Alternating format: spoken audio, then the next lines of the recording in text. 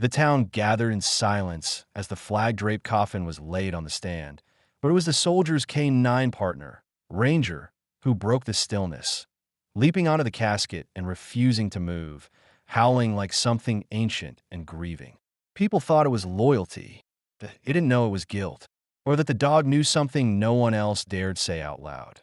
The soldier hadn't died in combat, he'd been silenced. The sun hung low over the town of Hadley as mourners gathered beneath the folding canopy of an overcast sky, the air thick with solemn silence, flags rippling gently in the breeze, and the sound of boots shuffling on gravel breaking the hush as uniformed soldiers lined the path that led to a single wooden platform bearing the weight of a flag-draped coffin. Sergeant Caleb Miles, 32 years old, returned home not to open arms but to an honor guard and 21 guns. Beside the podium stood a man in dark glasses holding a leash, though the dog at the other end didn't need it. Ranger, a lean and sharply attentive Belgian Malinois, for the color of smoke and shadow, eyes narrowed with something more than grief, something ancient and watchful, sat at rigid attention until the ceremony began, and then, as the folded flag was lifted and handed to Caleb's trembling younger brother Luke, the dog broke free, sprinted forward, and leapt onto the coffin, lying down atop it with a sound that was neither bark nor howl, a deep, chest-rattling cry that silenced even the minister mid-sentence. It was grief, yes, but there was something else in it, something raw and primal, as though the animal had taken on the weight of a truth too heavy for the living.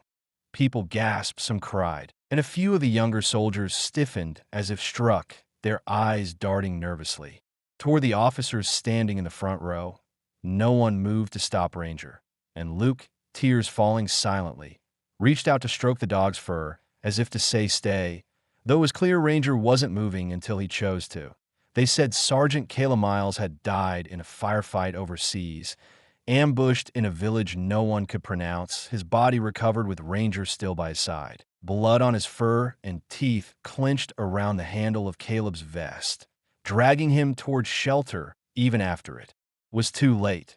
Heroic, they said, and clean, but those who'd truly known Caleb saw the gaps in the story, the misaligned timelines, the sudden hush that fell over his last few messages home, the way he'd gone from light-hearted sarcasm to a low, watchful tone, his emails riddled with veiled remarks about too many eyes and someone watching, and above all, the way he had started sending things home, odd things, like a tattered journal from a downed insurgent compound and a flash drive sealed in, waxed with a note that said, "If anything happens, don't trust the official story."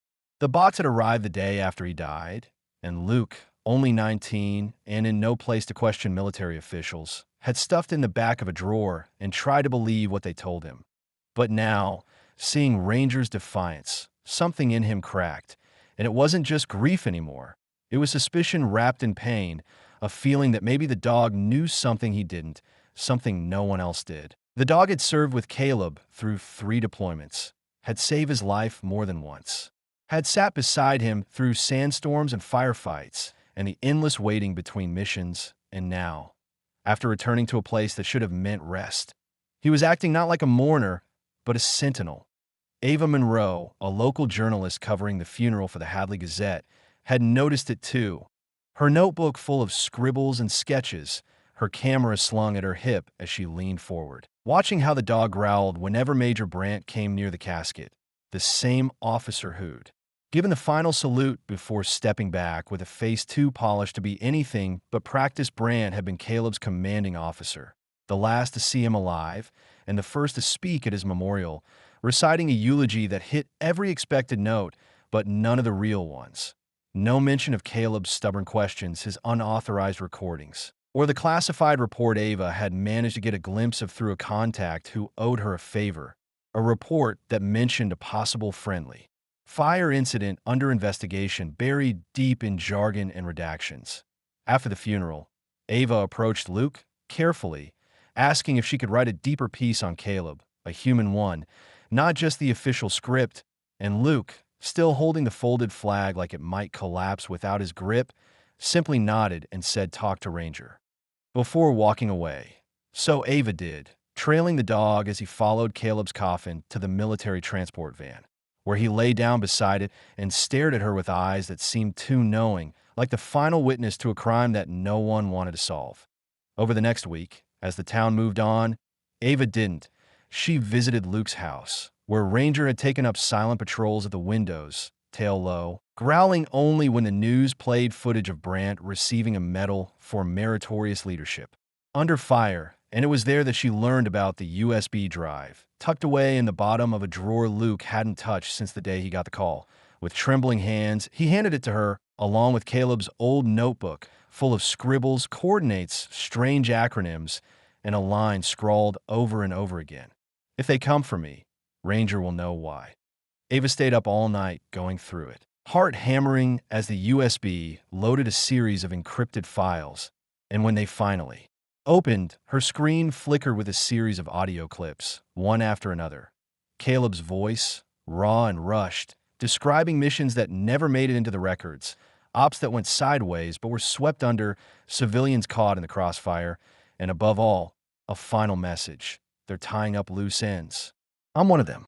If anything happens to me, it wasn't the enemy that got me. It was someone in my own unit.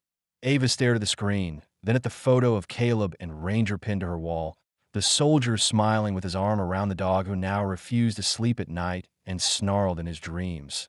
She knew this was bigger than a story now. It was a reckoning waiting to be heard, and the only one who'd seen it all unfold couldn't speak in words. But maybe he didn't have to. Maybe Ranger's mourning wasn't mourning at all, but a mission, and she would follow the trail, wherever it led, even if it meant risking everything. Because heroes deserved more than flowers and folded flags. They deserved truth.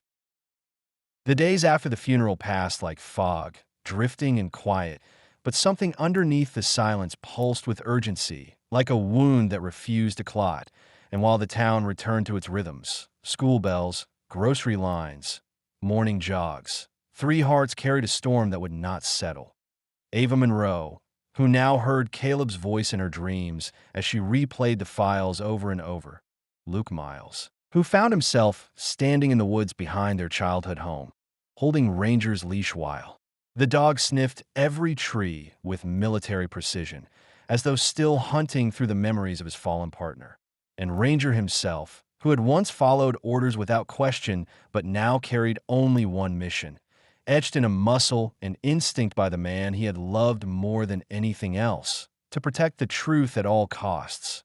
Ava's investigation, once a quiet search for legacy, turned into a silent war the moment she sent the audio recordings to a private forensic analyst, who confirmed what she feared most. The voice logs were real, unaltered, and damning, implicating not only Major Brandt, but two other officers in falsifying mission reports, executing local informants, and finally orchestrating Caleb's death to stop him from exposing it. What chilled her most wasn't the corruption. It was the precision of the cover-up. The way the military machine had smoothed over Caleb's disappearance with clinical efficiency, crafting a tale of sacrifice while burying a betrayal. And yet, Ranger had known, all along, growling only at Brandt, refusing his commands during the funeral, refusing even food when it came from soldiers who wore the wrong insignias. Ava met with Luke one evening as rain lashed against the cabin windows, sharing everything she'd found, the files, the logs, and then finally, a video recovered from the USB, taken on Caleb's last day alive, shaky footage, dust in the lens, Caleb whispering into the camera as gunfire echoed in the distance. If you're watching this, they got to me. Brandt set us up, said it was recon, but we were never meant to return. Ranger caught his scent, he knows. If he's alive, trust him. He'll lead you where I can't.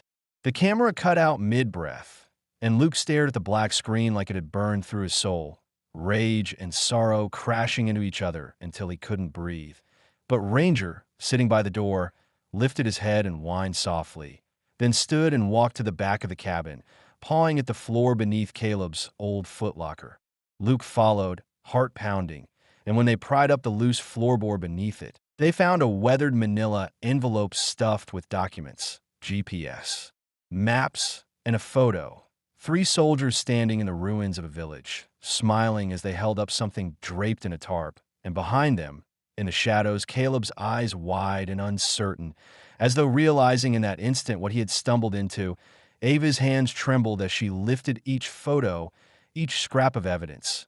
Every one a thread in a web Caleb had tried to unravel before they wrapped it around his throat. This was no longer just about justice for one man. It was about stopping the rot before it claimed more lives. They tried going to the local authorities, but no one wanted to hear it. Too much risk, too many reputations at stake. So Ava went higher, sending encrypted copies to federal contacts. But that came with its own danger. And by the next morning, she found her car broken into, her laptop gone, her files scattered across her driveway like a warning. Luke called her in a panic. Ranger had gone missing overnight, collar found by the mailbox, and Luke was certain someone had taken him to silence the last witness. But Ava had a different feeling, something she'd learned from watching the dog for days on end. Ranger wasn't running. He was leading. Using the GPS coordinates from Caleb's documents, Ava and Luke traced the path Caleb had mapped before his final mission, a trail through the nearby woods where he and Ranger used to train, all the way to an abandoned training post hidden beneath ivy and rust, a place the Army had supposedly closed years ago. Yet as they approached, they heard the low growl echoing from inside. And there, in the dark, they found Ranger, face bloodied, paw limp, standing guard over a broken lockbox, inside of which lay Caleb's final piece of evidence. A voice memo, freshly recorded, never sent, recovered from Ranger's vest, a hidden compartment none of them had noticed until now. Luke played it with trembling fingers, and Caleb's voice, weak but steady, filled the empty air. I tried to stop them. I tried. If this gets out, they'll deny it all. But you have to tell them. Promise me, Luke. And tell Ranger. He was never just a dog. Luke dropped to his knees then, sobbing into Ranger's fur, and Ava turned away, tears running unchecked as she realized the depth of what they had uncovered. Not just the truth of Caleb's death, but the love and trust between a man and his dog that had outlived bullets and borders and silence. The next weeks moved like thunder. Ava published everything, not in the Gazette, but in a national outlet, with recordings, photos, and the last video as the centerpiece of an article that lit the internet. Like wildfire, sparking outrage, hearings, resignations, and ultimately a federal investigation into the unit that had silenced one of its own. Brant was arrested, not with handcuffs and cameras, but quietly stripped of his title and left to face the hollow ache of disgrace. Though even that felt too gentle to Luke, who visited Caleb's grave every Sunday with Ranger at his side. The dog now limping from the fight at the outpost, but eyes still sharp, still searching, still knowing. The town, once quiet, once unsure of what had really happened, now spoke Caleb's name with reverence, not just as a soldier, but as a man who had given everything, even his life, to do the right thing. On the anniversary of his death, they held a second ceremony, not with uniforms and medals, but with candles and stories, and this time, it was Luke who spoke, his voice cracking as he told them all what Caleb had done, what he had uncovered, and how he had left behind not just a legacy, but a protector. Ranger sat beside the podium, watching the crowd, no longer growling, no longer guarding, but at peace. Afterward, the mayor stepped forward and placed a medal around the dog's neck. For courage, loyalty, and the truth, she said, voice thick with tears, and the entire town rose to its feet as Ranger lowered his head in silent understanding. Ava wrote one final piece, not for the papers, but for Caleb's family. A letter filled with everything she had seen, the strength of a brother who refused to look away, the faith of a dog who remembered every command, and the quiet, stubborn courage of a soldier who dared to tell the truth when silence would have been easier. And in the closing lines, she wrote, "They thought killing him would be the end of his story. But you cannot kill the truth. Not when it leaves behind something that still walks, still watches, and still remembers." And somewhere in the hills above Hadley, a boy and a dog stood together in the early morning fog, where the wind carried the faint echo of a whistle, and Ranger turned his ears to the sky, his tail wagging just once, as if he'd heard it.